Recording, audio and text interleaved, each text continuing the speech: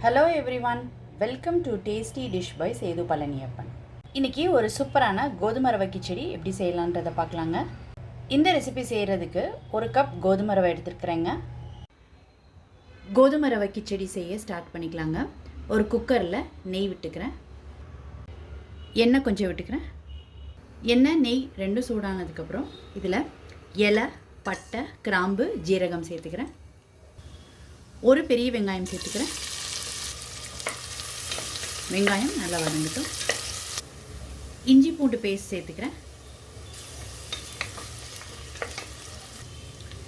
இஞ்சி பூண்டோட raw smell போனதுக்கப்புறம் வெஜிடபிள்ஸ்லாம் சேர்த்துக்கலாங்க. பீன்ஸ் சேர்த்துக்கிறேன், carrot, sweet corn, green peas சேர்த்துக்கலாங்க. நான் வந்து ட்ரைட் பீஸ் ஊற வச்சுருந்ததை சேர்த்துக்கிறேன்.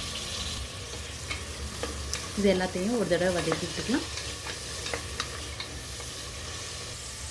காயெல்லாம் கொஞ்சம் வதங்கினதுக்கப்புறம் தக்காளி ஒன்று சேர்த்துக்கிறேன்.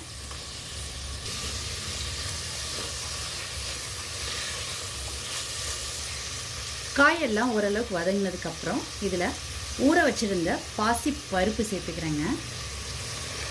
1/2 டம்ளர் பாசிப்பருப்பு சேர்த்துக்கிறேன். பாசிப்பருப்பை கழுவிட்டு ஒரு 1/4 மணி நேரத்துக்கு ஊற வச்சு எடுத்துக்கோங்க. இப்போ ஸ்பைசஸ்லாம் சேர்த்துக்கலாம். மஞ்சள் தூள், chilli powder 1/2 teaspoon, coriander powder 1/2 teaspoon, jeera powder 1/4 teaspoon, இந்த டிஷ்ஷுக்கு தேவையான உப்பு. இது எல்லாத்தையும் நல்லா கலந்து விட்டுக்கலாம். இப்போ தண்ணி சேர்த்துக்கலாங்க. 1 கப் ரவைக்கு 5 டம்ளர் தண்ணி சேர்த்துக்கோங்க.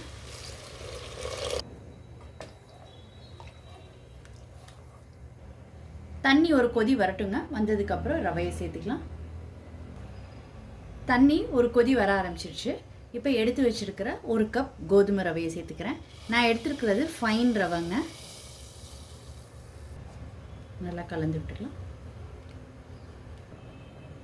உப்பு கரெக்டாக இருக்கான்னு செக் பண்ணிக்கோங்க. செக் பண்ணிவிட்டு இப்போ குக்கரை மூடி 2 விசிலுக்கு வேக விட்டு எடுத்துக்கலாங்க. ப்ரெஷர் ரிலீஸ் ஆனதுக்கப்புறம் குக்கர் ஓப்பன் பண்ணி வச்சுங்க. நல்லா வெந்துருச்சு ரவை. இந்த கிச்சடிக்கு ஒரு தாளிப்பு கொடுத்துக்கலாங்க. அதுக்கு ஒரு கடாயில் நெய் விட்டுக்கிறேன். நெய் உருகினதுக்கப்புறம் இதில் கடுகு, ஜீரகம் சேர்த்துக்கிறேன். காய்ந்த மிளகாய், பூண்டு ஸ்லைஸ் பண்ணது சேர்த்துக்கிறேன்.